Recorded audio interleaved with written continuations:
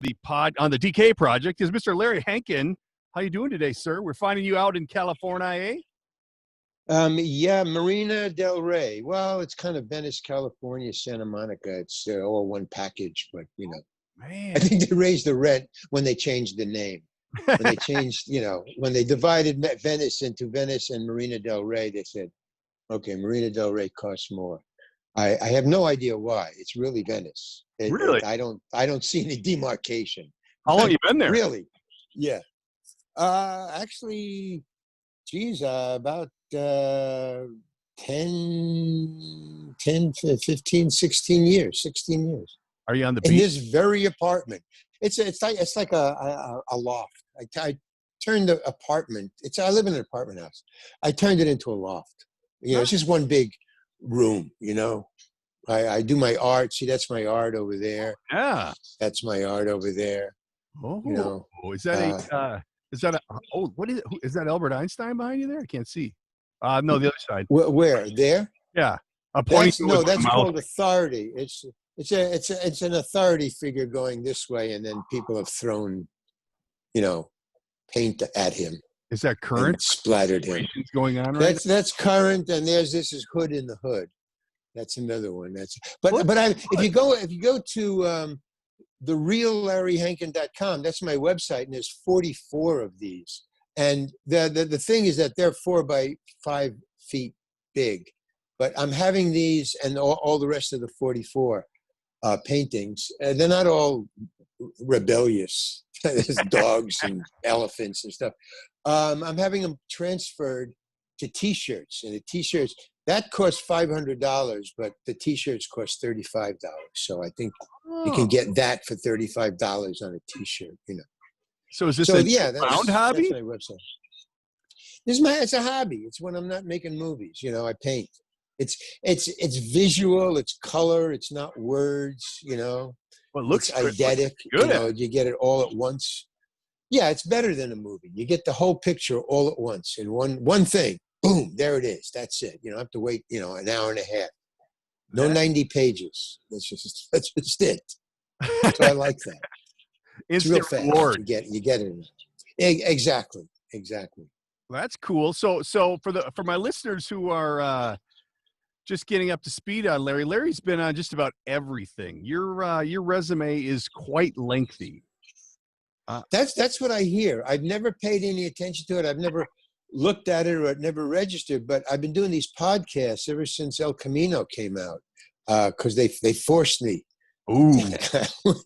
They forced me to do podcasts for the film. And I thought, well, I would advertise, my website also and me. So I've been doing these podcasts. And they're it's voluntary. I just do this for the heck of it. Yeah, just get out and let people see it, because I know there probably isn't anyone out there who doesn't recognize once they see you. That's why I thought doing a video here would be beneficial, because you have a very familiar face. Right. Yeah, that's true. Nobody knows my name, but everybody knows my face. So that's why I do podcasts, and it's a video, and blah blah blah. Well, so to get recognition. Yeah. Well, why not? It's the latest greatest thing, because nobody listens to terrestrial radio anymore. Yeah. Well, actually, TikTok is the latest greatest. This is old hat by now. Are we dating ourselves? Well, I've had people approach me wanting me to go on TikTok. I don't know what I would do. I can't dance on a bed like I hear. Or Justin Bieber, I guess, is on TikTok too. Yeah. So I'm working up, or maybe I can do a lampoon of Justin Bieber. I'm working on it. But this is like Zoom is. I don't need my laptop. I can actually shut it off. But Zoom is now old hat. A lot of friends do Zoom now, because you can't, you're sequestered and everything. But a lot of my friends who are doing Zoom really to join a Zoom meeting, among friends or your dinner friends, is very traumatic because, low battery. Oh man, I got to plug. Oh no, I can't do that. What? Well, wait a minute. No, if I pull this out. Okay, I'm gonna. Can you still see me? No, I can't see you. I can hear you. Wait a minute. Just a second. Yeah, hold on. This is really weird. Did your battery die? We just got cut out. It's a good place for a commercial. Low battery. Ah, man, closed. Low battery. No. Okay, there I am. Back. Can you see me now? Oh, you actually look better now. But I don't hear you. Oh, that's a problem. I can see you, but I don't hear you. All right, now I got to do this whole thing again. There's a process. This is what I was just about to tell you, that nobody. Wait a minute. What technology are all your trendy friends using? No, I can't plug this in. See, this is the problem with Zoom. Nobody can figure it out, even though it's old hat. What's your preferable method of recording? Now you're back. Okay, that's me. But why You don't have your hair don't I? plugs in. You don't have your earpods in.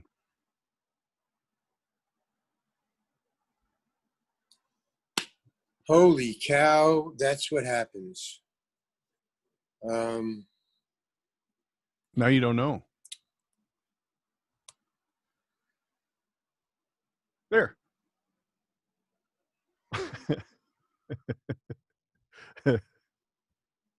Oh, So you can't hear me at all?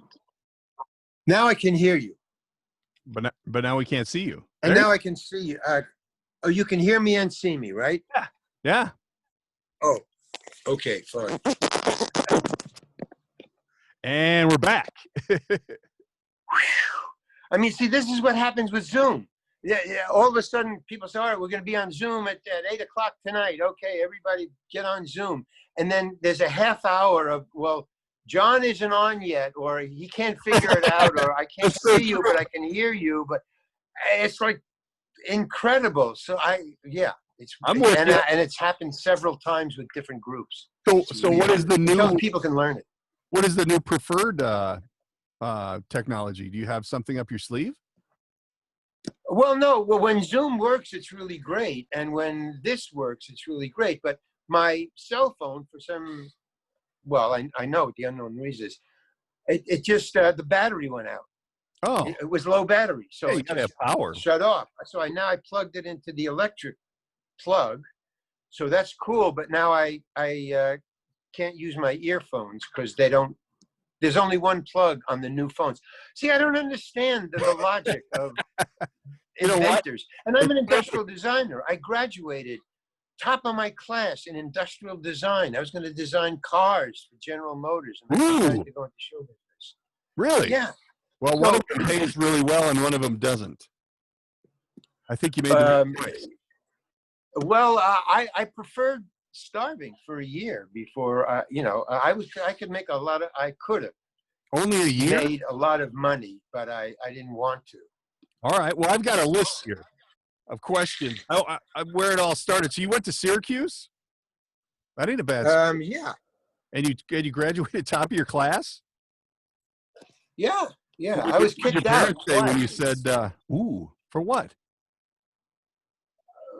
For just sassing the professors. I don't take guff. In my golden years, I've stopped doing that. But I mean, I would just see. I have ADHD and dyslexia. That's my claim to fame. So one of the things is I just speak my mind. It's just like I have Tourette's of opinions, and I don't curse, but I have Tourette's of opinions. If you say something that I don't agree with, I'll just tell you I don't agree. I mean, it just blurts out. I can't help myself. Are you my dad? No, I don't. So I was doing that to professors, and they got really PO'd and, had me kicked out. And I didn't want to disappoint my parents. I'm one of those pleasers, I didn't want to disappoint my parents. So it wheedled my way back in, back into Syracuse twice, and until I finally just it was a truce. The professors didn't report me, and I just kept my mouth shut a little more than usual. But all my life, that's what goes on. I So just that is say evidence that it pays off, because that's, I was saying while you were saying that, you might be my father, because that's exactly yeah, how I yeah. roll. Well, it's no I good say if what I you're a want. father, but it's really good Brother. if you're a stand-up comedian. That's what How I is became that? with Are you still doing that? Well, I'm going to start back again. I gave it up for show business because the money was so great, but I really don't like show business. I don't like making other people's movies. So I'm going to do another one-man show. Stand-up comedy is now called one-man shows. You're nobody unless you can do an hour. Yeah, but I don't think for I don't think you're HBO. gonna be able to go back to that for another year. Although some Yeah, people so do drive-in theater shows right now. With it. yeah, that's cool because you can stay in your car and stuff. And Yeah. by the way, I found out a really great way now to watch drive-in movies. This has been told to me by a drive-in movie watcher aficionado, and he Ooh. gave me this secret. The best way to watch a drive-in movie, even now more than ever, is a flatbed pickup truck, and you do not pull in frontwards. You back in and you sit in the flatbed and you listen through the speaker. You're outside, you're still sheltered in your own space. Everybody else is in cars, and you're not watching through a windshield. You're just out in the air watching the movie from the back of the truck, and you can hear the speakers. So those of us here in the flyover state, that's standard issue. Pick up put a little backing in and doing a flatbed. put a little with a lawn truck. furniture in the back, maybe a folding chair. Yes, that's it. You got it. I So I guess the guy was from flyover country. Yeah, And yeah. me, I'm from the coast. So I was amazed by that. I thought, wow, I gotta think what a great secret. I gotta think a drive-in aficionado is about as in demand as a typewriter repair person. I mean, there's not a lot of drive-in theaters left, right? I mean, that's not what you want No, on your there business isn't. card this day and age. But I think now it's going to be big because you can be in your car and you don't have to wear your mask, so everybody's sheltered. But it's a movie and you're seeing it together. I mean, it's a good idea now because of what's going on. But maybe they're all dead by now. Whoops. Do you have a mask? Do you have a mask that you keep with you? Yeah. Right now it's in the bathroom. I have It's being cleaned. It's being laundered. De-infected. It's being laundered. Yeah, it's being because I went out for a bike ride, so I had it on. Do you wear it when you bike? Well, I was for a while, but now I just take it down around my neck. Yeah. But if I see somebody coming, I try to stay like 12 feet away from. But around here, because I live in a beach community, there's hardly anybody wearing masks. It's actually insulting. I think it's. I also wear gloves too. I don't understand. Take any chances. My hair is gray. I don't take chances. I mean, it's just my life here. How do the gloves help you? Explain the gloves to me.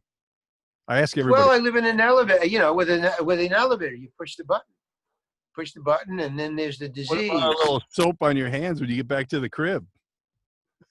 You could use a little. But meanwhile, I can't touch my face while I've gone up. I've gone down in the elevator all the time. I'm outside. I can't touch my face because of this one finger. Right, but if but if you have gloves on, with the gloves on, you just don't want to touch your face. Oh, okay. No, that makes sense. It freaks me out. I mean, yeah. As soon as you start to go, whoa, you see the glove, you go, whoa. You can't do that. Red flag. An elevator button. This is my elevator button diseased finger. Well, no, because I wear gloves. See, I don't have to. Man, cool.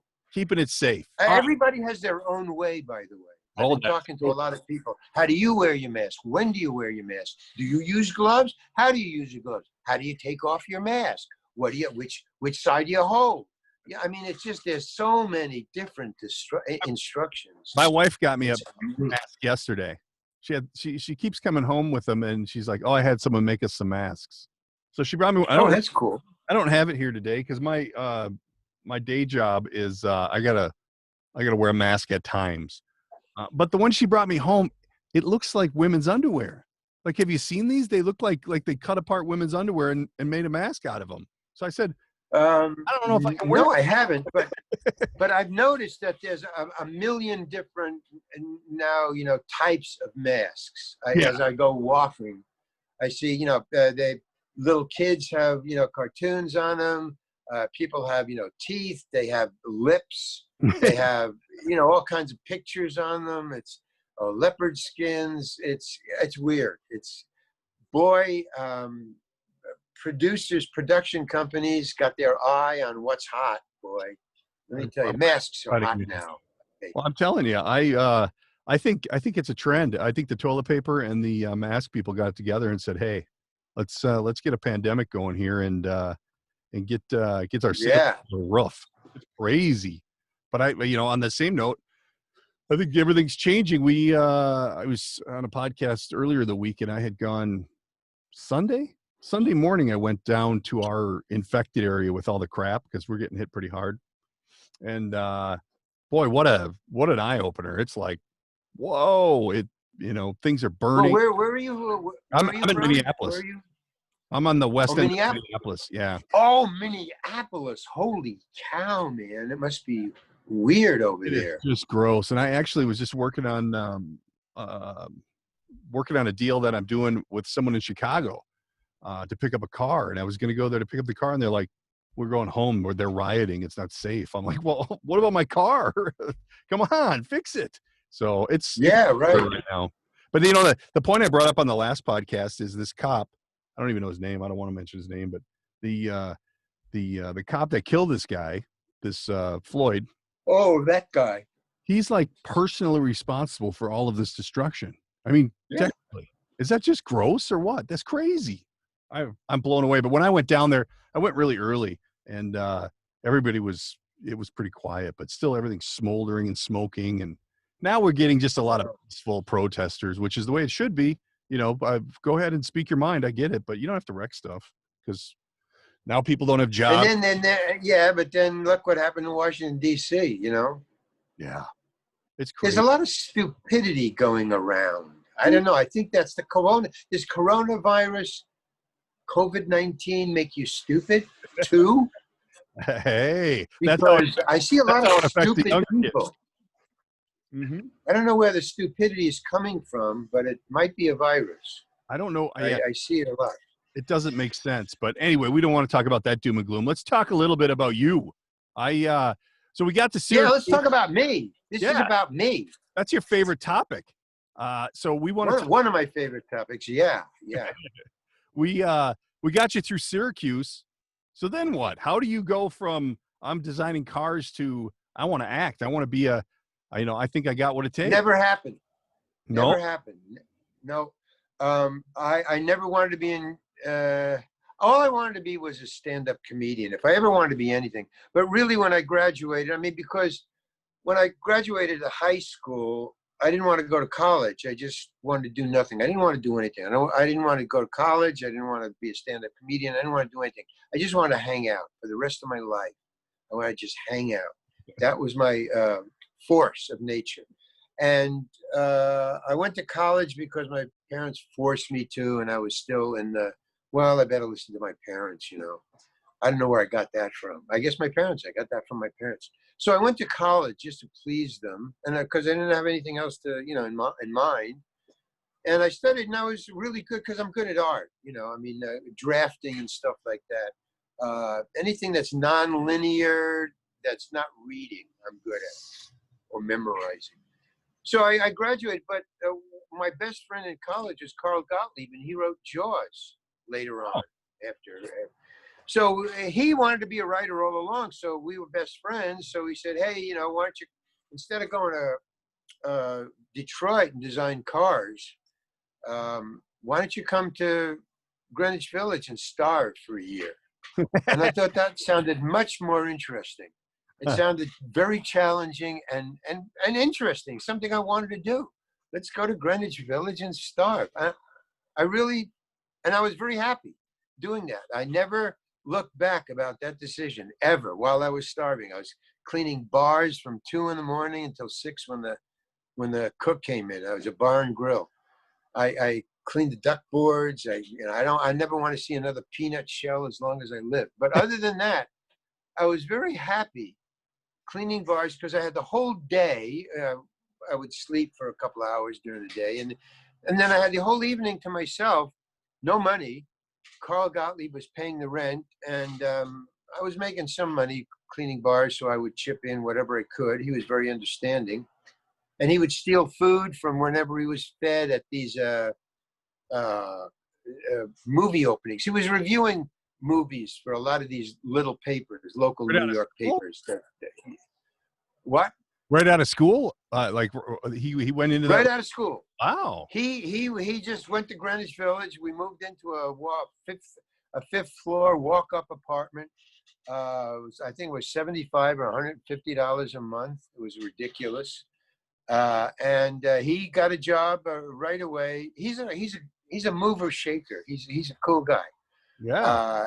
But he knows this. He understands systems. He understands social and business systems. When he goes into an interview, he'll grok right away what this guy's looking for and how I should act. He goes into that mode. I don't. I just remain me through any situation, which doesn't pay off a lot of times. But he can read the reader. He can read the interviewer. So he got his jobs right away, and he was reviewing a lot of movies. And they serve you, that cold shrimp, bowl of cold shrimp, you dip it in the tomato sauce, the hot sauce. Yeah, shrimp cocktails, exactly. So they served those back in the day with real linen napkins, not paper napkins. Oh. And he would, and some wine. So they would feed you and get you a little high, and then you go in and review the movies. So he would take a handful of these cold shrimp, you just grab a hold, and he would put it in this damask or linen napkin, wrap it up tight, and put it in his pocket, and he would take it home, and that would be my dinner for many nights, about 3 or 4 nights a week. That was my dinner, and until he had to stop because his suit jacket started to smell of fish. So he what a buddy. All right, Larry, that's enough. You got to get a bigger paying job, or what I was eating when he wasn't feeding me. I was eating liver and what was it? Liver and peanut butter sandwiches. Liver and peanut butter sandwiches. Again? And that was a scientific decision. Because I got meat. What? You had peanut butter with it, like together? It's a sandwich. You get a piece of liver, you cook it, you put it on a piece of bread, you take some peanut butter, you butter the other piece of bread, and you make a sandwich and you eat it. And that was your dinner. That was my dinner. Well, nobody understood that except people who didn't have any money for food. And scientifically, I looked it up in a government book. If you eat liver and peanut butter and a potato every once in a while, those combinations, either liver and a potato or liver and peanut butter, you get really most of the vitamins you need. And that's all I was interested in, because the one thing I didn't want to do is get sick. So I was pretty healthy, and I was working. So, I was cleaning and, with a broom. So I was getting exercise. But the food situation, that was the important thing. And I got this, Carl, as a present, gave me this government book on the content of foods, every food known to man. It's a book about that thick. It cost I think $2 back in the day. It was a very handy book. And I looked up all the foods. It had ash content, mineral, vitamins, just everything that a food, what was in it. Right. So I looked them up. So I found out the most healthy foods, and that was it. That was peanut butter, liver, and a sandwich. That was it. So did he and a vegetable. Movies? Did he put any of his movies? No, he was just reviewing movies. It was just, just little papers, little you know, not like the New York Post or the Village Voice. No, No, small papers that had like maybe a 50,000 viewers or 75 viewers. Those newspapers. He was just reviewing them, but he was reviewing them with the big uptown papers because there was only, you know, 1 or 2 screenings, and they got all the newspapers into those 2. So he was reviewing with the big boys, and then I started to go to Monday night open mic nights because they were pretty free and they just cost a coffee. And I had won funniest in high school 2 years in a row. My junior year and my senior year, I was voted funniest in high school in Far Rockaway High. So I thought, well, hey man, you know, I'm watching these open mic nights and I'm going, hey, I could do that. I mean, I'm a funny guy. No, not so much. Being funny with your friends in high school and having them vote for you is not the same as getting on a stage with a microphone and having people, you know, pay for a coffee and want to be entertained. It's not the same. Even though they were very patient, the Monday night open mic night audiences are very patient because they know, I mean, this is open mic Monday nights. You can't expect you know, these are people trying out stuff, hunks, for, you know, 3 to 5 minutes, you know, and then they might have a guest performer who does his hunk for 10 minutes, you know. How'd you do? The closing of the night. So I would get up there and I died night after night after night. And no booing. They don't boo. That's the good thing. What they do is they just don't laugh. So you're doing your comedy routine of 3 to 5 minutes to silence. And so you get the message. But whenever I came off the stage, because I was never, you know, PO'd about it or brought down by it, or I would just come off the stage and say, yeah, I know what I was doing wrong. I can do it better next week, you know. And then there was also a Wednesday night open mic night and a Tuesday night, you know, just Monday, Tuesday, and Wednesday. So I'd go around, you know, and then I'd come back later that night and get up again for a different audience, the same place. But I'm a good learner. Thank goodness for that. So after 6 months, I was opening for Woody Allen. So take that. Whoa. Yeah. So I do learn, you know, I don't just hang around and, you know, I'm not chopped liver.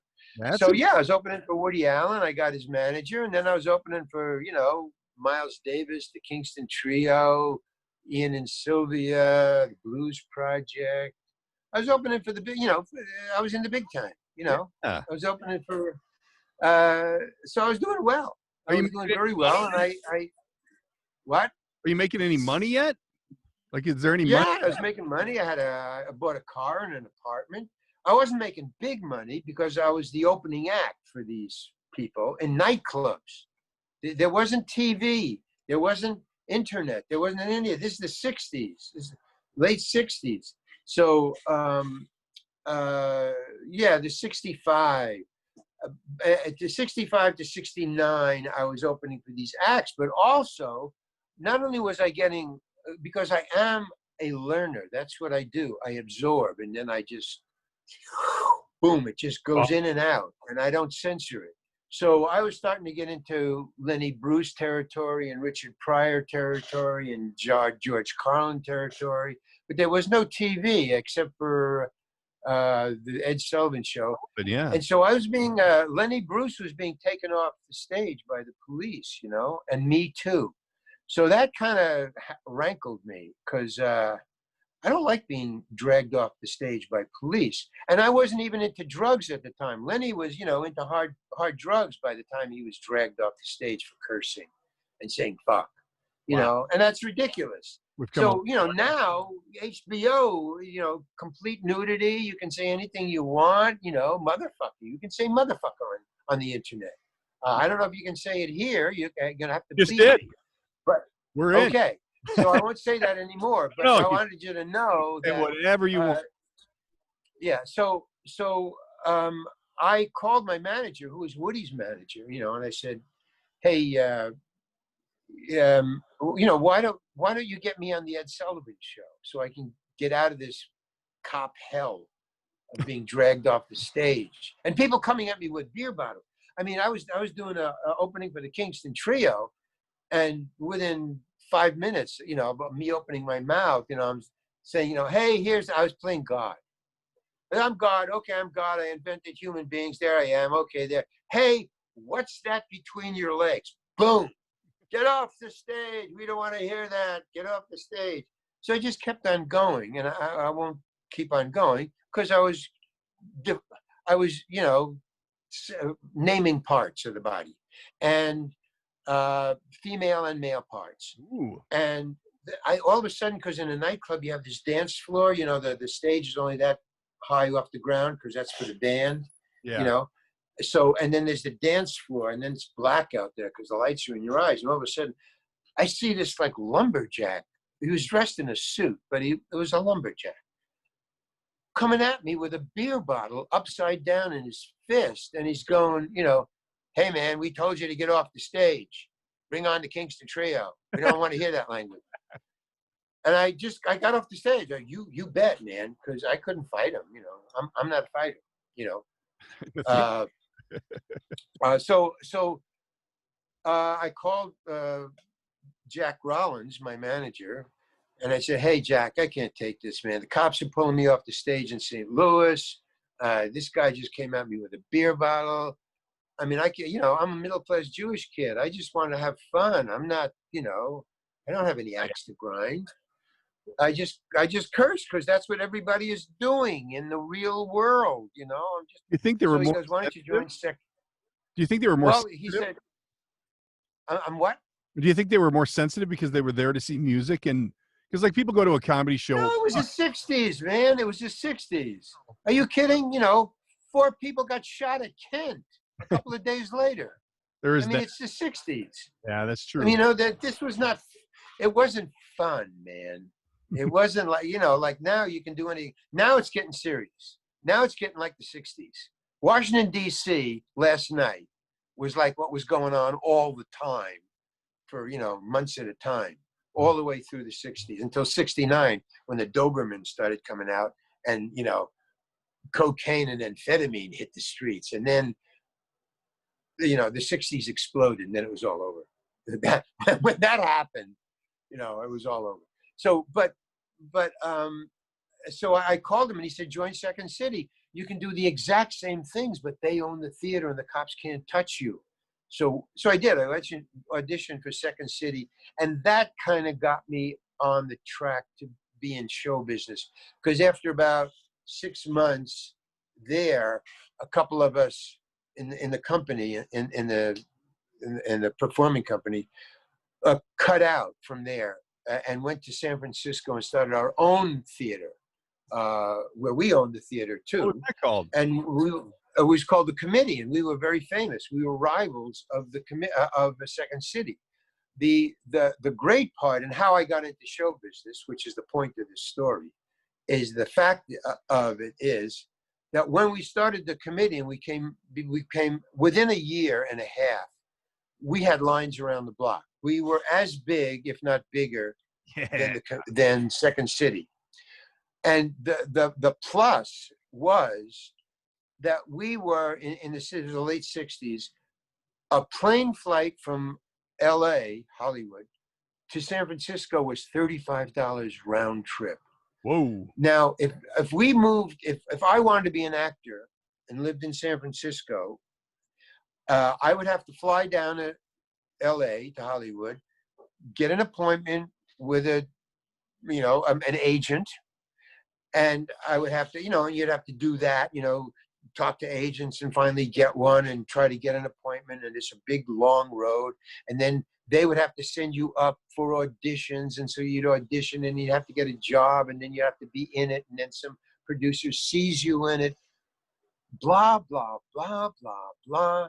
But we were in The Committee and we were in San Francisco, and for $35, all the producers and heavy hitters and directors would fly up for a mere $35. They'd take a date and they'd watch our show and hire us because We weren't auditioning. We were in a hit show that they could hire us from immediately, no auditions.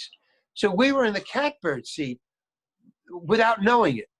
But just being in San Francisco and being a hit show, we got through all the other stuff that everybody there was standing in line and making phone calls and waiting for months to get an audition.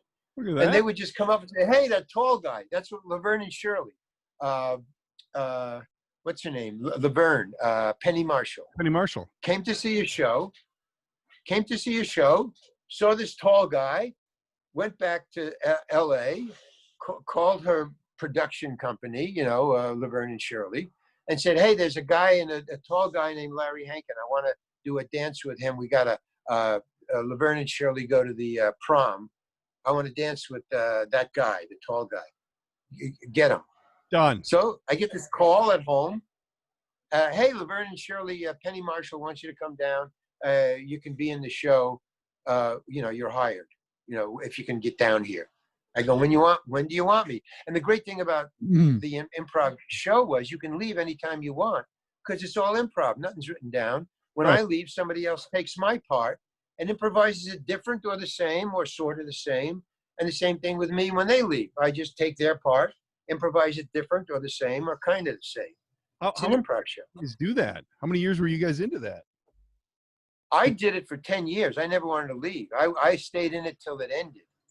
I was in there the opening night, and I was there the closing night. And I would just leave every once in a while. I'd just take a break of a month or two to go do my stand-up because, you just need to get out in a way from San Francisco.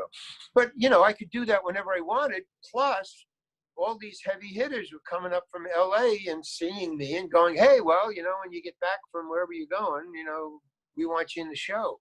So all those TV sitcoms that I did during the 60s and 70s was a direct result of being in the committee. Being in the committee in LA, in San Francisco. I think the committee closed in somewhere in the 70s. So we ran from 62 until somewhere in the 70s, and all that time, I was flying down for a day or two or a week. Sometimes TV sitcoms take a week to rehearse, 4 days, and then shoot.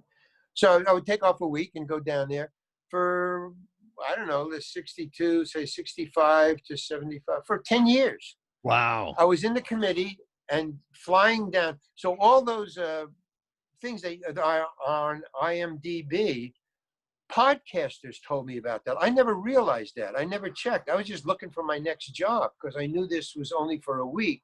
And then when the committee closed, I moved down to LA just to be an actor because I had to, because there was nothing else up there.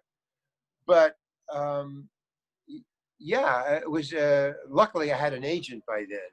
Yeah. Going flying back and forth, I had an agent. Well, but you did Laverne and Shirley then, right? And then what? They just started piling up, knocking on the door.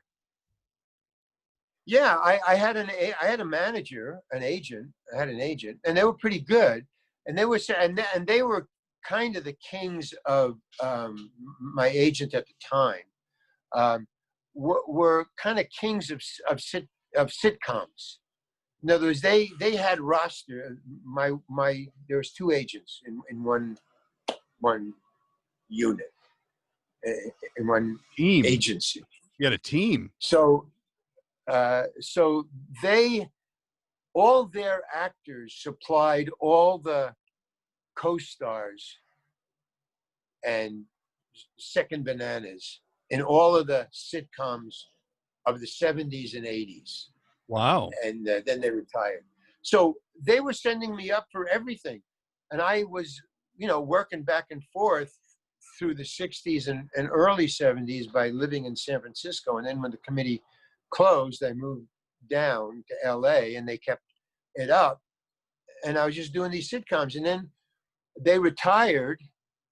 And so they closed shop. So I had to get another agent, which I did, but they wanted me to become a serious actor, which I later learned they were right on. They saw something in me that I didn't realize, that I could be a serious actor. So I kind of didn't like being with them.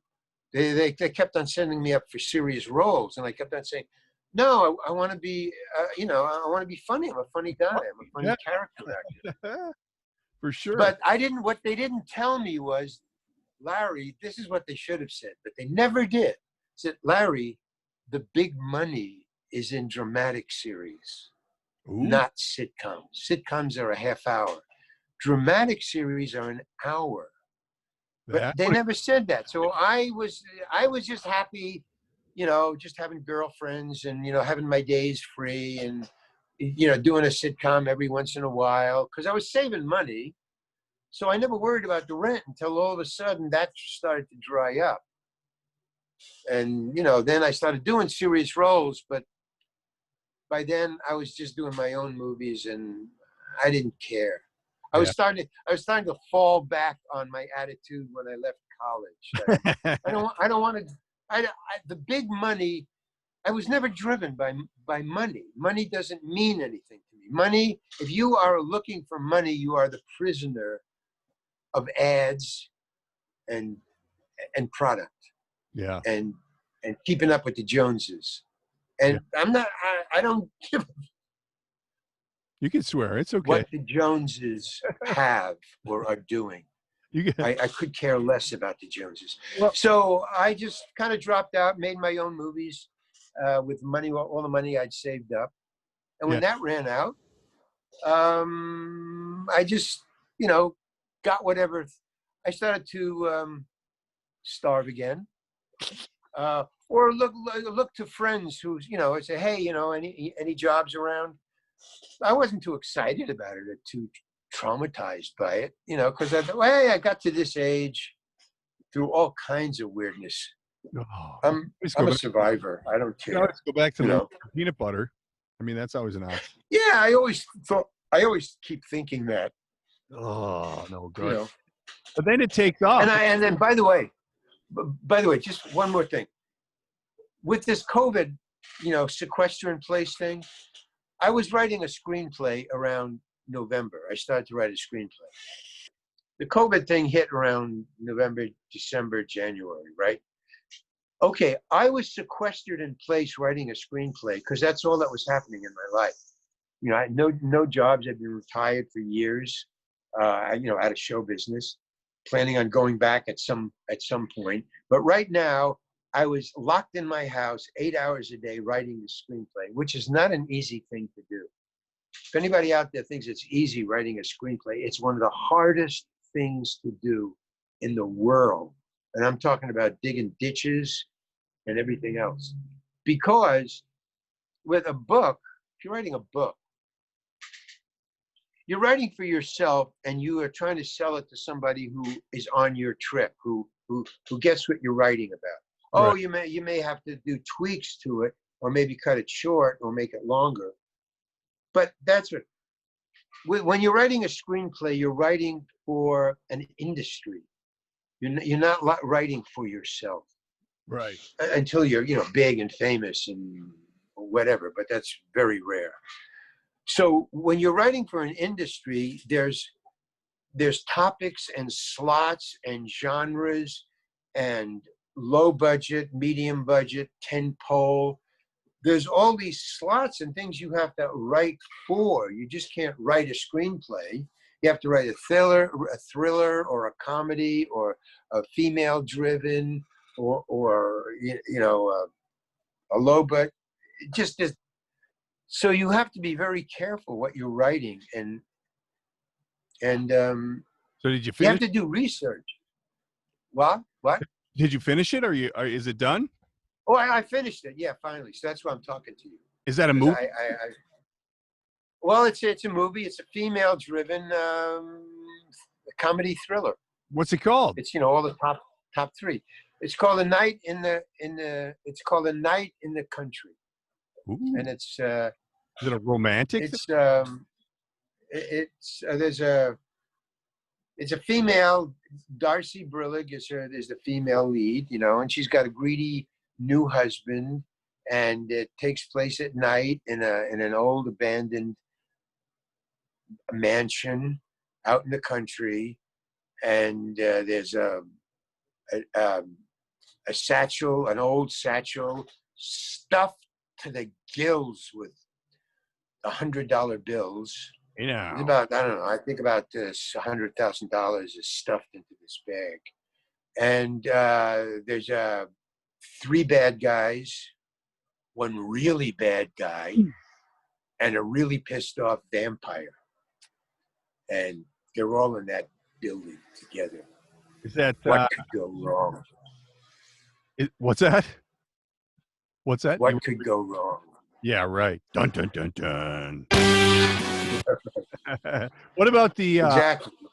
what about the part for the overweight, balding, middle-aged guy? Which is that? Is that one of the mean guys? I do mean real well. No, I don't. I don't know if I can. Well, there is a 40 to I think it's 45 to 50-year-old. Oh yeah, In the gang. yeah. So like yeah, that. you could do that. He looks a lot like that. You know, it seems. Let me see. Yeah, you could do it. Yeah, you could do it. Yeah, I see that. Yeah. You There you are. Okay. You see my my role model on the wall behind me there. That's my my spirit animal. Can you see that? Oh, who is that? It's the dude from The Big Lebowski. Oh, because it's cut off at the neck. I can't see the head. Oh, really? How about that? Oh, it is the dude. Yeah, it's the The dude. dude abides. Yeah. Cool. Yeah, I love that movie. Very cool. Yeah, if you got any Oh, it's great. It's a great movie. I Especially the bowling dance part is just amazing. there's so much classic stuff in there. I actually use There's great stuff in there. So let's talk a little bit of TV. Now that we've secured my part in Yeah. your movie, we can get back to TV role. You've been in just about everything, man. You were in Planes, Trains, and Automobiles? Were you in? Yeah. How was that? How was Yeah, John? you haven't seen it? Oh, I've seen. Well, you know what? That's one movie I've seen like all the parts, but I've never watched it from front to back. But I've been So you must have seen me, and you couldn't identify who I was. I mean, I am kind of disguised, kind of. Trains, Planes, and Automobiles. Okay, I'm going to put it I'll back give on you- the watch list. It's going Okay. to the list. No, I mean it's a small but very recognizable part. No, I'm Doobie, the guy who drives the cab. If you don't remember the cab driver, then you don't remember me. Nope. His Okay, name's Ruby? so you haven't seen those parts yet. Nope. So I'm in it. Yeah, I'm in a lot of stuff that I don't even remember. Oh my A lot God. of fans come up to me and say, "Hey, you were in blah blah blah." How was I remember. John Candy? Wow, John Candy, Steve Martin. Oh, I mean, John. phenomenal. Oh, okay. John Candy is one of the great guys. Yeah. He's one of the swell dudes, man. He's just whatever you picture John Candy as being. That's what he is. He's just so nice. He's like yeah. He's your buddy. He's your friend. He's just one of the heavyset guys in the schoolyard in high school. That's me. He just likes to hang out, joke around. That's He gave me a lot of jokes. He gave me a lot of help. He stuck up for me when I, got on my high horse, and didn't take any crap from the director. He stuck up for me. Yeah, he's a good guy. You've had a chip on your shoulder since college. I got a chip on my shoulder. You bet. Yeah. I mean, you can. I mean, it's buried deeper and deeper now because I stopped being just bald-faced about it because it was getting me in a lot of trouble, and not physical danger, but I was losing a lot of friends and contacts by my attitude. Well, So I had an attitude problem. So I worked on it. I get it. I think, like I said, I think we might be related. That's kind of how I roll. I hear it from my own family, like, that was a little hard. Yeah, exactly. But what about You hear from somebody. Friends in Seinfeld? What can you tell me? I mean, that had to be so fun. I mean, did you know at the time how big it was? I mean, Seinfeld, you were what, like season 4 or something? Somewhere down the road there? Yeah, but Friends, I was right there at the beginning. At the beginning, at the inception, before it was on television. Did they know? I was huge. What? Did they know it was going to be huge? Did you know? No. Well, I was on when I was on. I saw that. Who's the hockey player? Chandler? Is that Chandler? I think that's Chandler. Yeah, there's Chandler, Ross, and who's the other guy? Joey. I don't know. What? Joey. Isn't his name Joey? No. Oh, Joey. Yeah. Right, Joey. I thought you said Judy. Joey, Ross, and Chandler. So Yeah. I was watching. I just got the role. I guess I auditioned. It was a really simple little role audition. So I went there, and I got there early, and it was for a rehearsal, I guess, on a Monday. So everybody was showing up. So I got there early, so nobody was there at this, at the stage, the shooting stage on the set. So I said, but there was somebody rehearsing. Chandler was rehearsing with a girl, and she was they were rehearsing being trapped in an ATM. Like an entryway thing? Entrance doorway in between 1 and 2, outside. What? Like in the entryway? Yeah, the entryway, and then you get locked in there, and then you go into the thing. So they're trapped in either inside or something like that. It was one of the episodes, but it hadn't gone on the air yet. So Chandler was just another actor like me. I mean, but he was one of the 5 leads, or how many leads they had, but it hadn't gone on the air yet. So he was just another actor. He didn't know whether it was going to, nobody knew. So I stood up, I sat up in the bleachers, it was an empty bleacher, just watching them rehearse, trying to get a sense of, what the style of the acting of this new sitcom was going to be. And the only thing I noticed was, I said, this guy, Chandler, who it turned out to be Chandler, I think, yeah, that guy's good, man. He's really a funny guy, very seriously funny, like not high concept, but a real guy who's funny. So I was very impressed with that. So I thought, oh, okay, this, it might be fun to do. At least I could be, kind of serious funny, not over the top funny. Yeah. I was trying to bring it down. So then the director came, and the director was, a famous director now. He became famous from that, directing those first. So what they were doing, they were filming 6. And I was in they had shot 2 already, or 1 already. And so I was in the second. And what they were doing, they were gonna shoot 6 and bank them. And then they were gonna, this I found out later that day. What they were doing was they're going to shoot 6, and then they were going to watch all 6 and pick the funniest one or the best one to be the first one to start. So, to hook people into it. So they wanted to find. So I was in there the second episode that they were filming, but it turned out to be the 3rd episode that went on the air. Okay. Is what I was watching. And I rehearsed with them, but they weren't very friendly.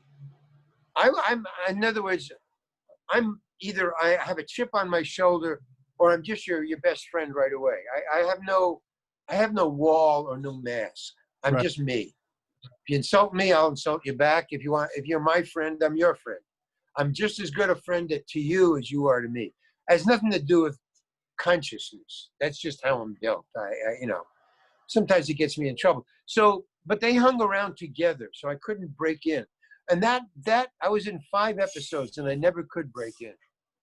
Every time there was a cut, the 5 leads, Ross and they would just cluster. Huh. They just clustered. I'd cut, and you can't get into that. You can't. So I just So that was an insult to me. So I took it. I took it the wrong way.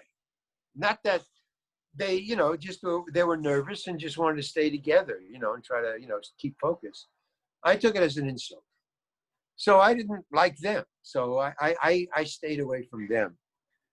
And that was my whole attitude through the entire thing. And I never got along with the producers. I never got along with anybody except the writers. I mean, I'm just on my own trip, always, which is fine because I did, I did a good, in other words, I did the job well. Yeah. I didn't give anybody any sass. I showed up. I did my job. I tried to be as good actor as I could. Did, Mr. Heckles. They all liked that, So in other words, I was doing my job so everybody liked my professionalism, you know, Yeah. and I wasn't rude to anybody, but I never talked to anybody or hung around. The point of this all is that on the fifth show, now here's the secret of TV sitcoms. When you're doing 1 to 3, 1, 2, 3, or 4 or 5 shows, you're a one-off. Each one is an individual hire. Well, you're doing 3. Okay, they want you again, 4. They want you again, 5. But when you do 6, your nomenclature changes. Your status changes. Oh. You are now a recurring. Which means You're not a one-off. means your check changes. There's more money. You can put a down payment on a house if you're a recurring, because not only are you doing a 6th show, but you are automatically signed up for a number more. They don't have to tell you which ones. They don't have to know which ones, but you're going to do 2 or 3 more minimum. You know, sometimes you just do the rest of the shows or you do 10, but you're going to be able to put a down payment on a house if you're doing 5 and you're signed for the 6. So I did 5. Yeah. And when I did 5, my agent called me and he said, "Hey, I got good news and bad news." Okay, what's the good news?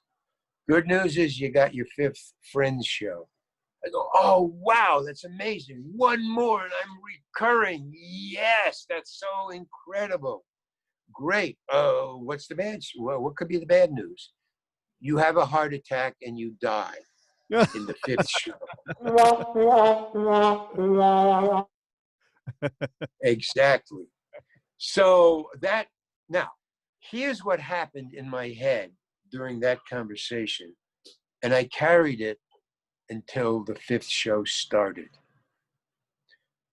When he said, "Here's the good news, you got your 5th show," immediately in my brain, knowing the information that I just gave you, but I had my information for months before then. I'm doing a 5th show. I've got a down payment on a house and at least a driveway. I got a house with a driveway. I know that right away. Okay, terrific. What could be the bad? What could be the bad news? You die in the 5th show. And immediately, Friends took my house with a driveway away from me. That in those 7 seconds it took for me to get explained what the bad news was. Not that I never had a house with a driveway, no. And this is why I get into arguments. My conclusion was Friends took a house with a driveway away from me. And I carried that attitude with me for the entire week until I showed up for the first rehearsal for the 5th show. And I marched in there with about a chip on my shoulder about that high. And I was angry as hell. And I don't know how I maintained that anger for a week. And when I walked in, what I didn't know was, not only was it the 5th show, but it was the first show of the new season. And therefore, that's a celebration time. It's not just you show up to rehearsal, but now they invite everybody. It's a party. It's like an opening night party, but it's in the afternoon. And it's on the set, and it's on the soundstage. It's on the set, Friends. But they had cocktail tables, those little where you stand up and it's a little round table and you stand and 3 or 4 people schmooze. Yeah. Well, that's what was happening all over the place. There was these cocktails. It was, and they had a big groaning board of salmon and cheese, cream cheese and bagels and hot and links, sausage links, and the whole thing. And everybody had champagne. And I marched in. I was a little late, so the place was crowded. I think there was about over 100 people in there, maybe 7,500 people, all standing around. There's a rehearsal, so and there was suits there, and producers there. And I walk in, and all I wanted to do was talk to the producers of Friends. There was 3 of them. I don't remember their names. I don't want to, but there were 2 men and a woman. And I saw them, and they were all at the same table alone together at this little cocktail table. And I marched straight up to them. I didn't say hello to anybody. I said, "Hi, Larry." Zoom. Oh. And they said, they turned to me and they saw me coming, heading straight for them. So they're friendly, they don't know what's going on, or they don't know my attitude. And they said, "Oh, hi, Larry, how you doing? And, welcome to," and I just said, "What did you do? What did you do?" And the entire place just shut up, man. Pretty soon you're leaving in handcuffs again. Well, no, but yeah. I mean, but see, that's what starts it out. And they said, what are you talking about? And they said, "You killed my character. You killed my character. Why did you do that? Gave me 5 shows, 5 shows. Why did you do it?" And then the woman just leaned forward very politely. She said, "I think we should discuss this at a later time, Larry." Okay.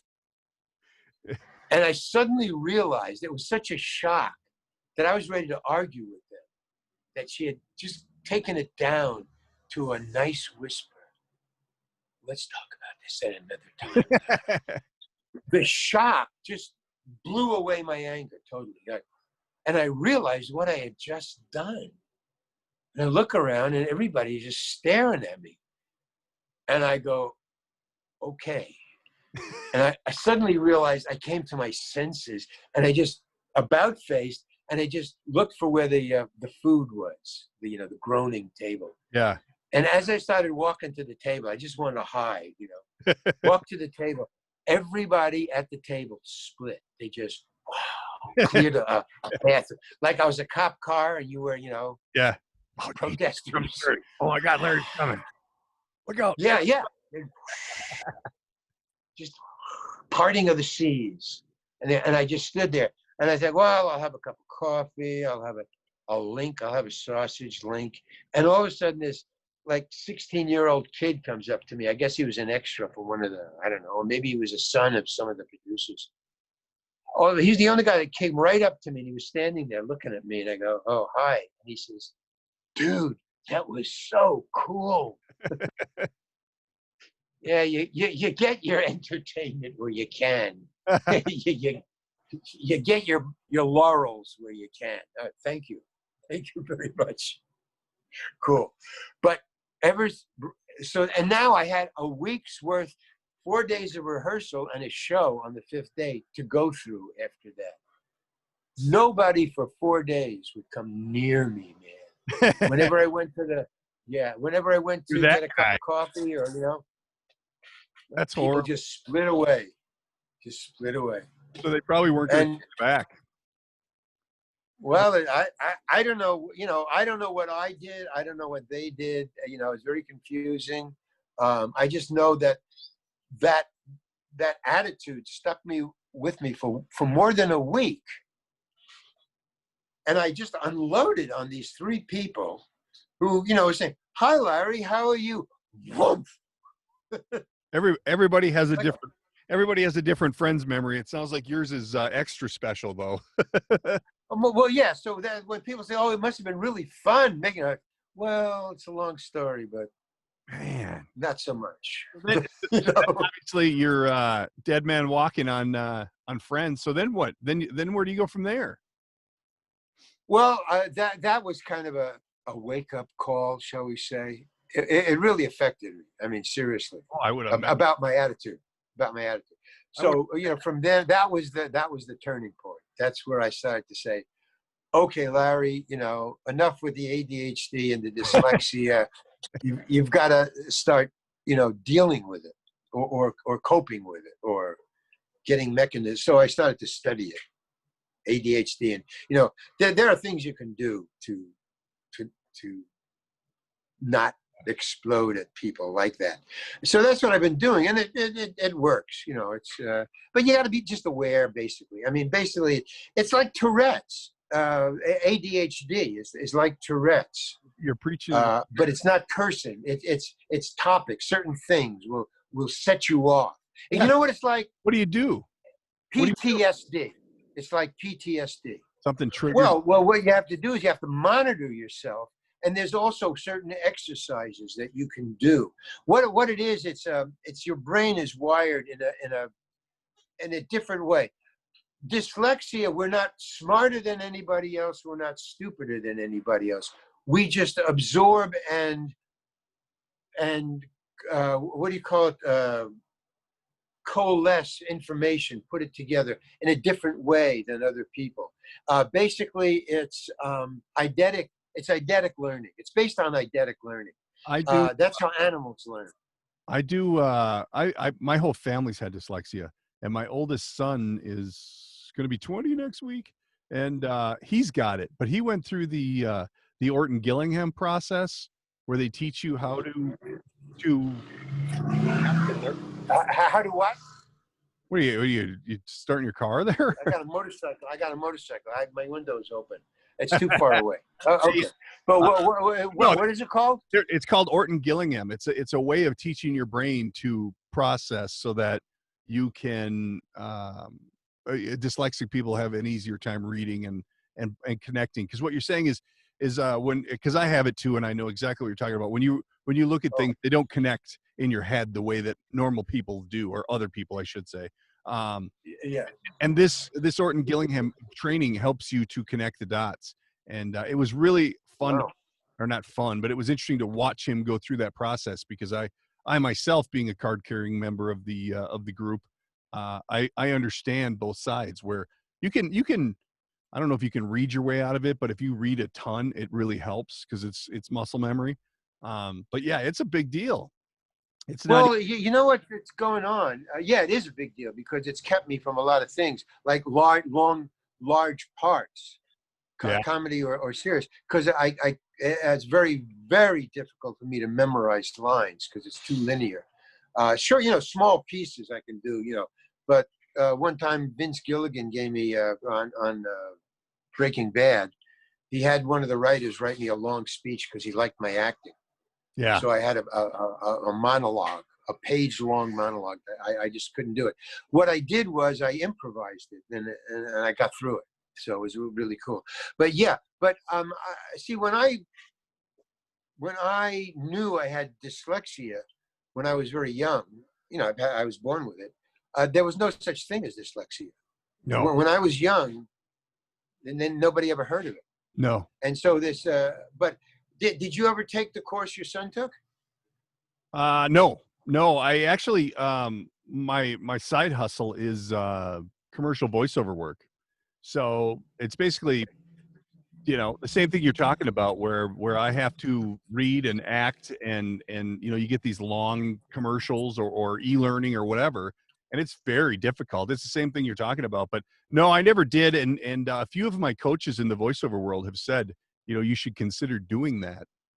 But because I'm going to consider doing that. But where do you? I never even heard of it. Can you tell me the name of that again? I'll send you some links. Oh, okay, great, man. Because I've been practicing. Have you ever heard of Cameo? Yeah. Mm-hmm. Okay, well, I'm on Cameo. Where you wish happy birthday to people. Yeah. If they. Okay. Well, I do a lot of them because really. Oh yeah, a ton. Mainly friends. I mean, 99.9% of the cameos I do are for. That sounds about the right age. Young women, and older women who were fans from the first time around.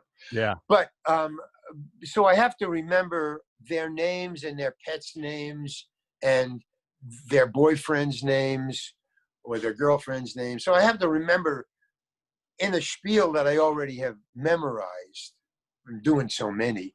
But then I have to, finesse it so it fits personal people. I don't just, by rote. Right. I fix it. So I've been learning, new stuff every day. I'll do about 11, 10 or 11 of these. A day? And so there's 10 or 11 different names and different dogs' names and cats' names and boyfriends' names. See, even if you learn how to process reading, so it makes sense to you, names are off. They're the exception to the rule. Like, because nowadays there's no normal names. You know, Larry's pretty normal. Darren's somewhat normal. Tom, Dave. You don't get that anymore. Like I do the announcing for our local sports teams in the for the high school, for the varsity level, and the names nowadays. Who are we kidding? Those are that's Well, yeah. I can only imagine what you're seeing in that avenue for the Oh, cameo. well, I get, you know, a lot of fans from India and Asia. Friends is in India and Asia. It's big. Well, you know, you don't even know how to pronounce them. No. Even if it's short. I mean, the spelling is so. I got. Okay, here's one. I'll give you today. A short one. Gilia. Pronounce that. Gilia. Yeah. I would say probably Gilia or Gilia. Well, okay, but So you had to make a choice. So they just type it And to you? They don't tell you? Well, some of them type in the pronunciation. Yeah. That one, no. A lot of them don't. They just say, you know. No, I use Gilia. Okay. But I don't know, because sometimes they get insulted if you pronounce it wrong, and they'll send it back saying you pronounced the birthday girl's name wrong. Please do it again.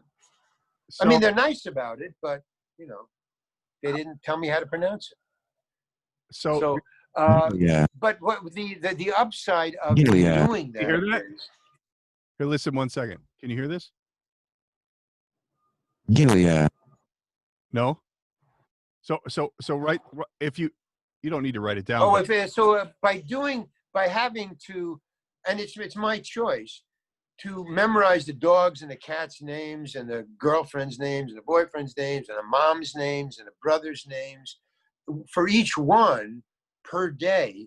So that's 11 times 3 or 4 different names. You know, 30. It's like 30 or 40 things I have to introduce in various spots.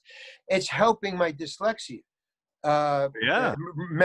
Remember things, and also I'm learning. I've been learning for 2 years. I've been learning the guitar and the fingering, muscle memory. No, that's helping my it's like an exercise for dyslexia. By learning, forcing myself to learn how to play the guitar and the fingering, I'm finding that it's helping me, just my dyslexia. Did you get that text? A website, how to pronounce. Yeah, there's a website. Just type in any of your Google searches, just put pronounce and whatever the name is, and it'll give you. Oh, really? Yeah. Yeah, I was trying to play it for you. My audio's not back feeding into it. But yeah, I use that a lot for like when I do commercials for companies I've never heard of or whatever. If you just type in pronounce whatever, it pops it right up. It's cool, and I would imagine it's a a higher percentage that it's going to be right than if if you guess, because I don't know, like that one I would have not done right. It says Gilia on the how to pronounce site. So, but yeah. Oh, really? Well, I might have pronounced it wrong. See, I may get a thing back. I did it this morning. Gilia. They send it back. They go, hey, you pronounced my. But I'll see. Sometimes they accept it because there's 2 names you have to remember. One is the birthday girl's name. Yeah. Say it's Karen, and then it's the person who sent it, and that was Gilia. So I say, hey, Karen, I was just talking to Gilia, and she says you're having a birthday. So I said Gilia. Now, if it was, I don't know, if the birthday girl's name I pronounced wrong, I would get it back. Yeah. But if it's the person sending its name I got wrong, they don't care. Yeah. No. I can't believe you do that many of those. That's crazy. Yeah, but I like doing it, and also I'm using it as practice for another thing I want to do which I'm working on now, which is my own. Well, I can't talk about it. All right, somebody will steal it. But I mean, I'm glad that I'm doing these cameo things because it's helping me practice for some other thing I want to do. Well, plus it's kind of a neat little thing that people are, going to you to throw that out there. That's pretty cool. Oh yeah. I mean, it's really it's an extra income that I never counted on. It's just amazing. Because I spend most of my money making little films. Yeah. So any kind of income that's extra, goes right into the film. Film shorts. Little film shorts. What about, we got to touch on a couple more hot buttons here before we got to cut you loose. What about Seinfeld? How much Seinfeld did you do? I remember you from, but I did two. I did two, but we shot them all at the same time. Okay. I think it was 2 days in a row, or one entire day. That was kind of different because, I got along with everybody because everybody had my sense of humor, frankly. Yeah. I mean, Larry David has my sense of humor. Jerry Seinfeld is a little more white bread than I am. And he doesn't talk much. He's very shy, actually. Really? So I can deal with that. As somebody who's shy, because I'm actually shy too. You wouldn't know it, but yeah. But so I never bothered him or had anything. Sometimes I would walk to the commissary with him, after rehearsal. And conversation is very hard to come by. We would just kind of walk together. Yeah. But the great thing about doing Seinfeld was being directed by Larry David. That was the highlight of one of the highlights of my acting career. You stay in touch with him? What? You stay in touch with him, Larry David, or any of those? Oh no. Wait, well, once you leave, I don't stay in touch with anybody. I hardly stay in touch. I'm hardly staying in touch with you right now. I mean, Did you full disclosure? I'm really talking to me. I'm not talking to you. I'm talking to me. Did you get in Larry's face? No. Ask him why he cut what what happened was, Larry, the way different shows work different ways, and you just have to show up and dig what's going on. So I generally show up early to check out the vibes, to see how it's working, and I just fall in with what's going on. I don't, So when I showed up with Larry David, what he does is he stands on the side. There's a director. Tom's his name. And Tom is a director, and what he is, he's the traffic director. He says where the cameras should go, who you should, get a close up of Larry, get a close up of Chandler. He's doing that. Move the camera over here. Larry David just stands on the side next to the director, just watching the show, the play that's going on, and then he'll stop and say, "I just stop for a second. This is rehearsal." Because he just stopped for a second. Okay, let me talk to Chandler, And so he'll call Chandler aside. And I always thought that was kind of cool. He calls Chandler aside, and he talks to him privately, like, hey, blah, blah, blah. And generally what he would do is he would give him a joke or something like that, or he'd tell him how to make it funnier. Yeah. Because Larry David is really cool. I mean, he's a funny guy. Yeah. Larry David is a funny guy. But he's got a lot of anger in him. Ooh. A lot of attitude.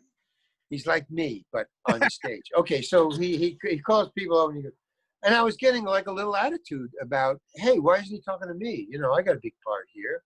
Why isn't he giving me some jokes? And I was really, getting bothered by it. I was holding it in, not my place. But then finally he comes over and he says, Tom, I want to talk to Larry. Just cut for a second. He says, Larry, I want to talk to you. Oh, I go, oh, great. Now the great director is going to talk to me. He's going to give me a joke or something. He comes up to me, he pulls me aside. He goes, and he leans in and he goes, I know what you're trying to do. And I got like an attitude right there, because what I heard was the word trying. Like I was thinking, what does he mean trying? I was doing it. I'm a good actor. What are you trying? I don't try to do anything. I just do it or not. No try, do. Yoda.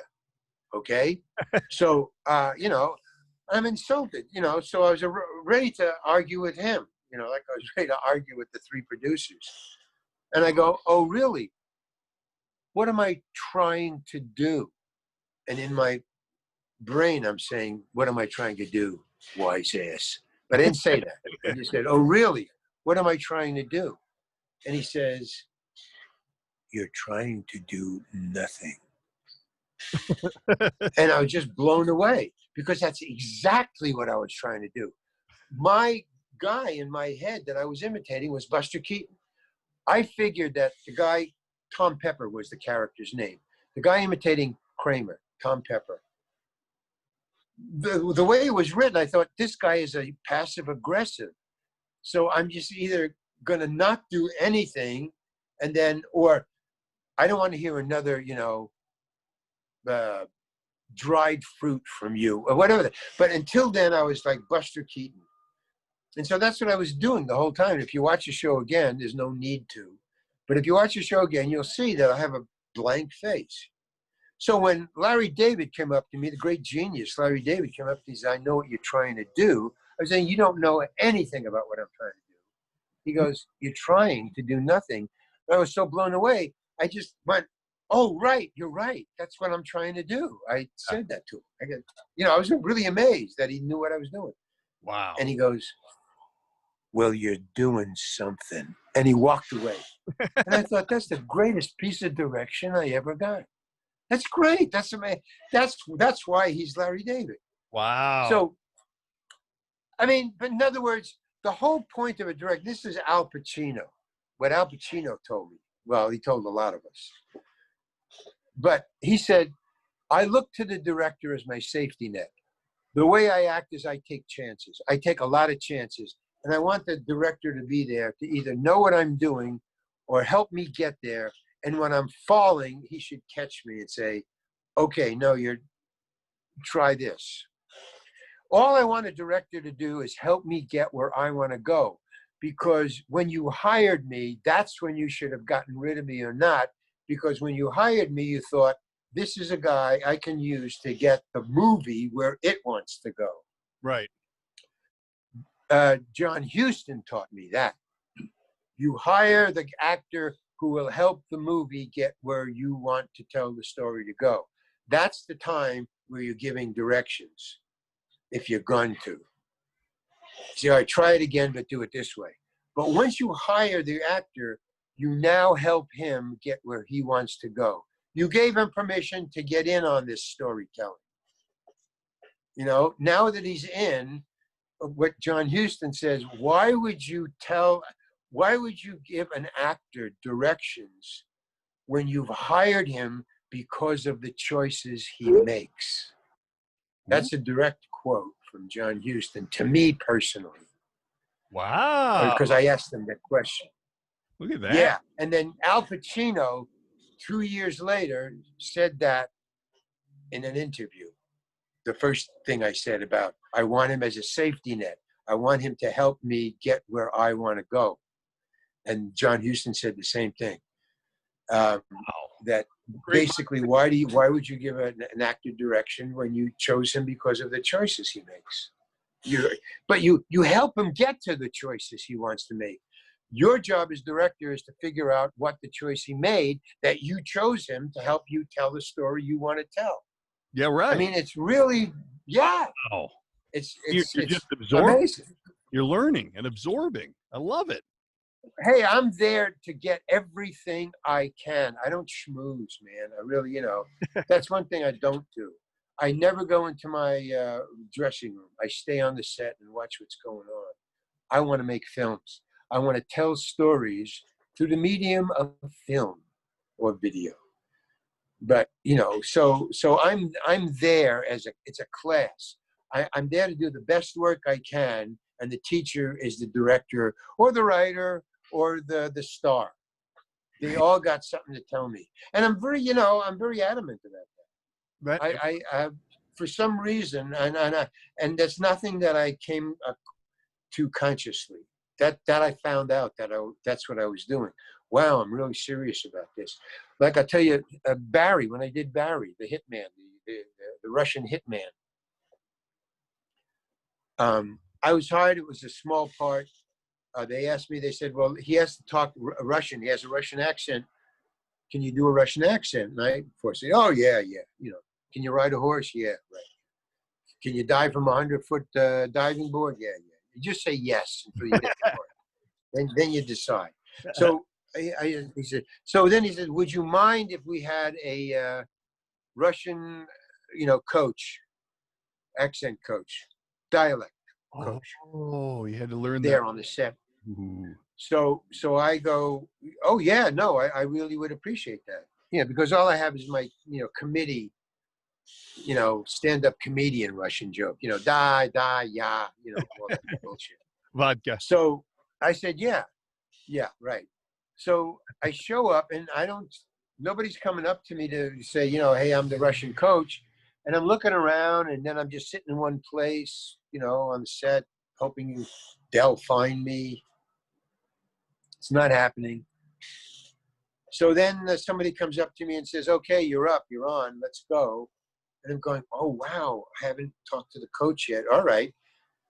So the coach isn't around. So I just do my first scene and I do my second city stand-up comedian Russian accent. Let's hear it. Da, yeah. Well, I can't do it now. I mean, I have to have those words, I'd have to practice it. It just doesn't come to me. I got to make it happen. Ah. So I do it. I do it. I do the first scene. No direction at all.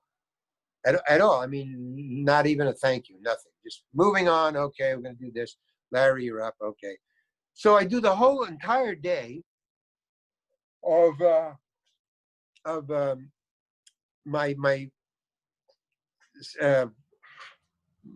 committee accent, my stand-up committee accent, and I'm waiting for at least a coach to come approach me and say, hey, doing it wrong, or you're doing it right, or something.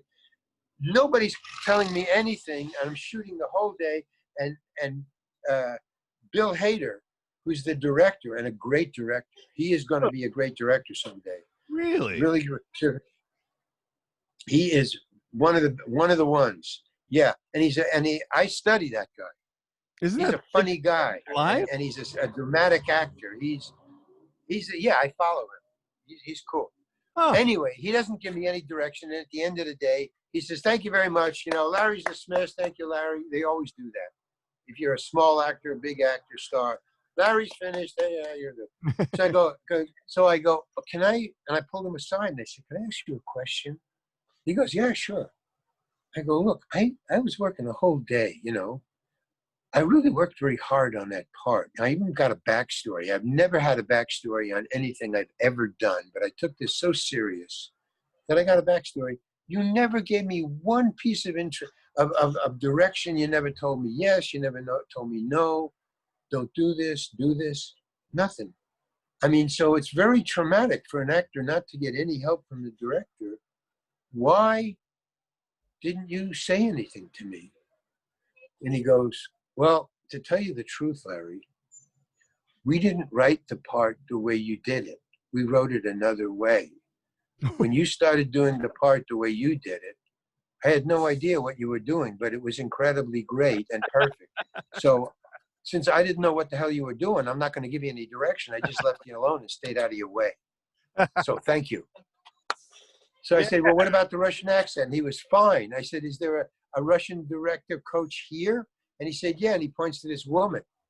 And I said, well, thank you very much. And he says, okay, goodbye.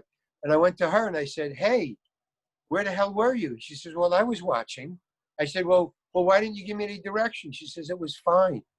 So go figure. I didn't know, so. You got to get out of your own head. Well, so the point is that Bill Hader, without me knowing it, was doing exactly what two great actors and directors told me about. He was doing what John Hughes said. Don't give if you hire the director, you don't give him directions. You help him get to where he and you agree he's going. That's why you hired him. Yeah, right. Or you leave him alone. Or you help him. But so and the whole point of me using it as a learning experience is maybe when Al Pacino said what he said, and I remembered it, but then when John Hughes said what he said, and maybe it's a couple of years later or vice versa, and then maybe what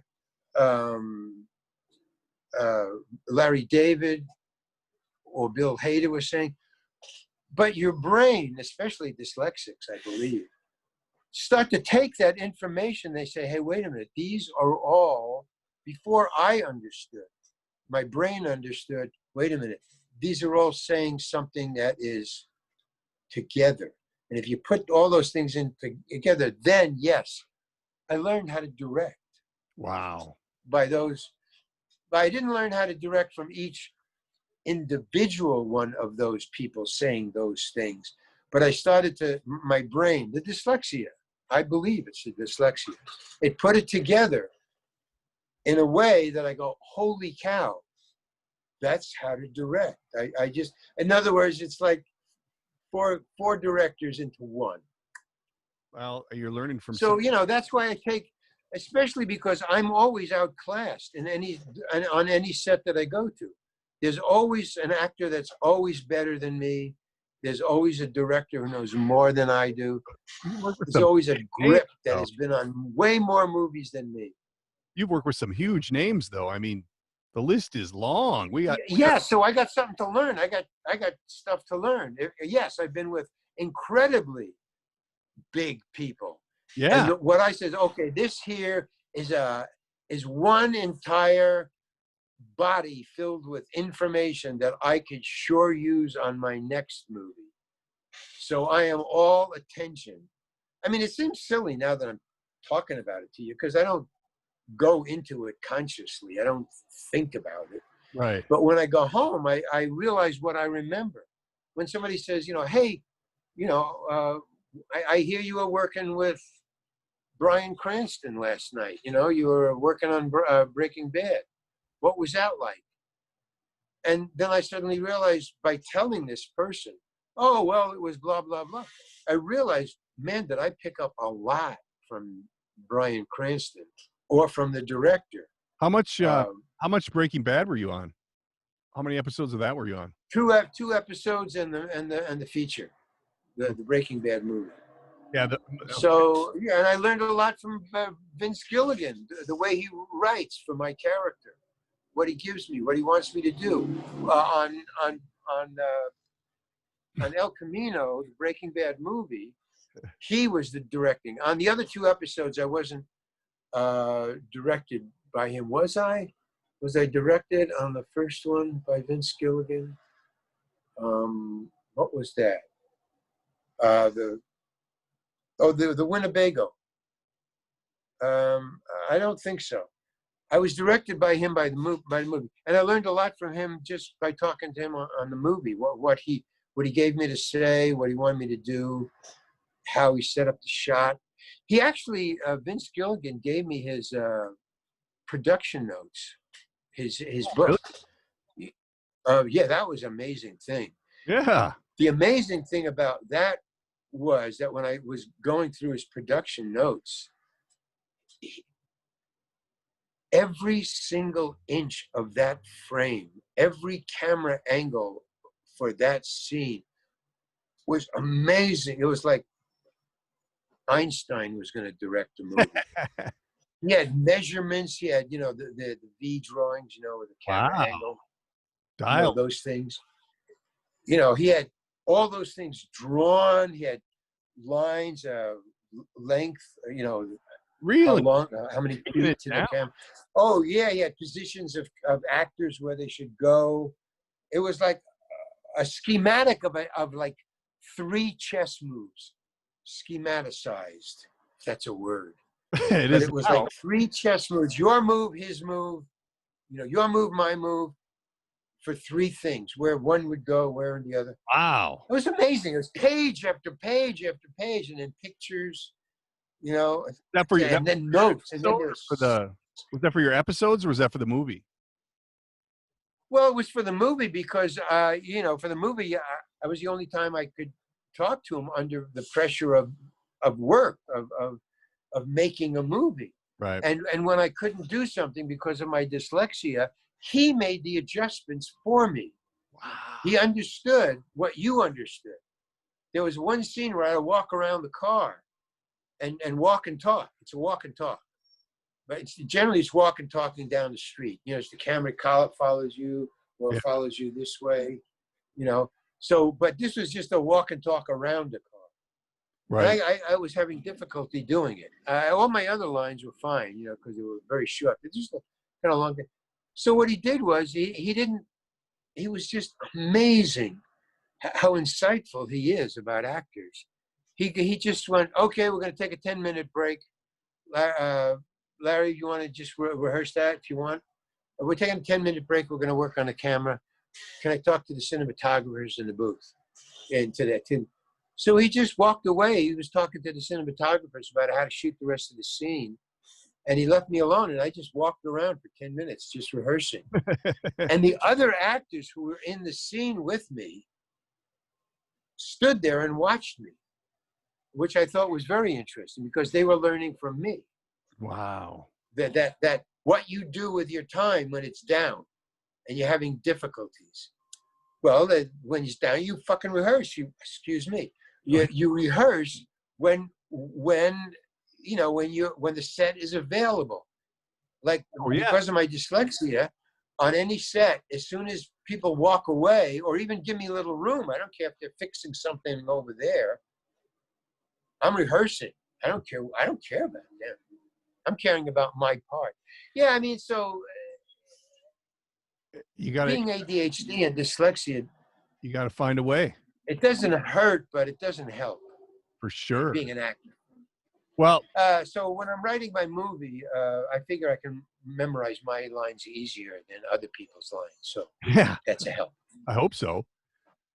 So Larry, we're gonna have to circle back with you, man. Your resume is too long to fit into one episode.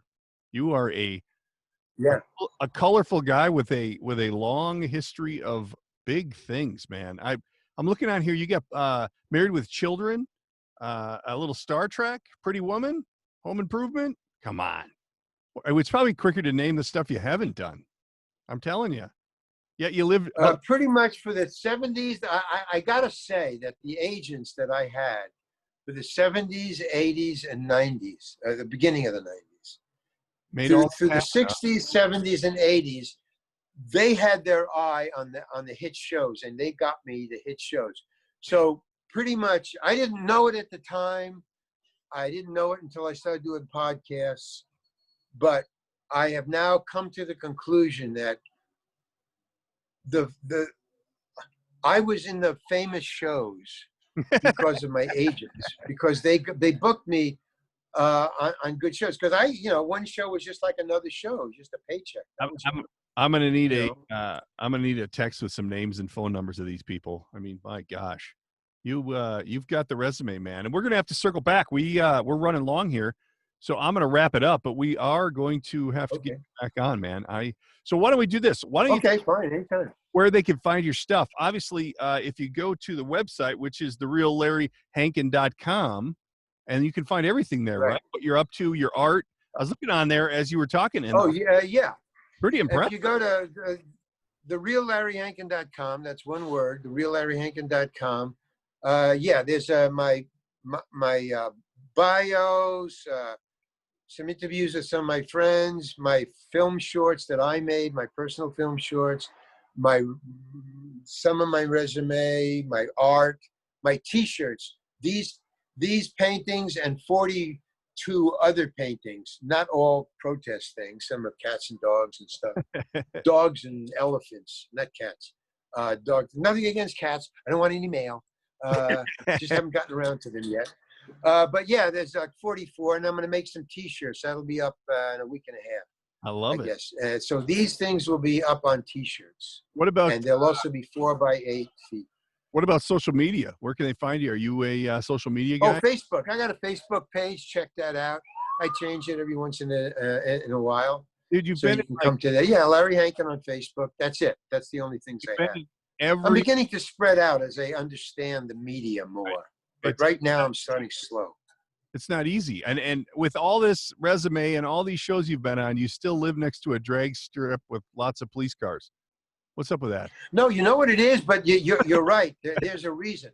I live 3 blocks from the beach in an apartment house, and this is the main drag to the beach. So motorcyclists roar down the streets to the beach, to the parking lot that's right down the street. And this is all the beach traffic that comes here. This is a down day because of the COVID thing. Because Oh, everybody's sequestered, so only a few people. But during the regular season, when there's no COVID, there's just motorcycles and fire engines. Fire engines are for the COVID deaths and the old people that die, and the motorcycles are for the beach. I mean, it's a circus here. that's awesome, though. It never gets old unless you're doing a podcast. Well, it's very interesting. It's very interesting. I bet. But yeah, the motorcycles and the sirens there, you know. It's like and then I'm also the sirens for the protesters lately. This is Santa Monica. Yeah, it's interesting. Hey, wait a minute. You're in Santa Monica? Well, Venice. It's called Marina del Rey, but Okay. Santa Monica is about 5 blocks that way, and Venice is about 1 block that way. Have you ever gone on? It's either Instagram or Facebook, and it's called Santa Monica Problems or something. Santa Monica something. There's a lot of weird shit that goes on in Santa Monica, like a lot of weird shit. Like your normal city has weird stuff, but the stuff going on in Santa Monica is like, well, they got their own page. I mean, people pissing everywhere. People naked. People doing. Well, it's off. It goes back to the 60s and before. Venice was like Greenwich Village or like North Beach. Yeah. Now it's become gentrified. So where I'm living used to be really cheap and bungalows. Now it's an apartment house and it's very expensive. I may have to leave here pretty soon if I don't hit something big. But I'm not. I don't get that 6th episode. You need I got to get my 6th. I'm working on my 6th episode, basically. Love it. And I also write songs too. So there's an interesting collection of people. But it used to be Venice. Now it's called Marina del Rey because of the prices. Because they spelled Venice as Marina del Rey. That's what they did. Well, Larry, we are going to have to wrap this up, but we are going to circle back sometime soon. Anytime. Give me a call. I love it. We covered a lot of ground, but we got a lot more to go. So, and I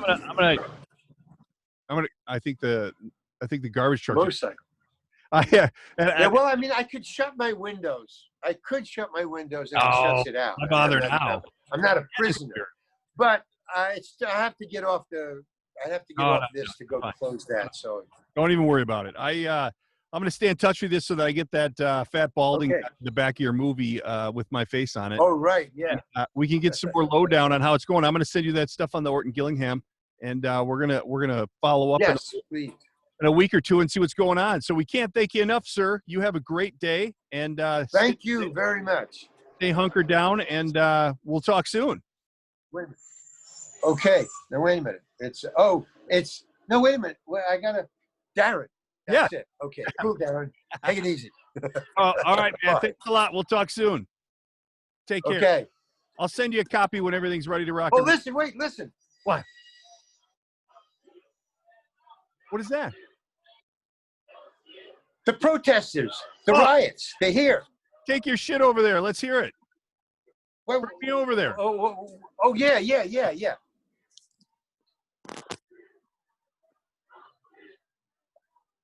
Oh, man, you were in the heart of this shit.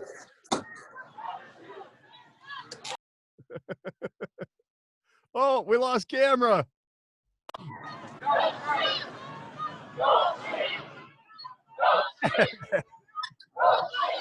Wait a minute. I'm gonna protest live. It's working.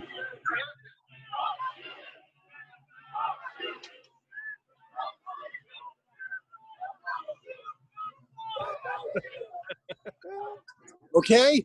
Yeah. Awesome, man. This is amazing. I'm gonna. Okay, I gotta get off the phone now. Okay. Thanks, Larry. Take it easy, man.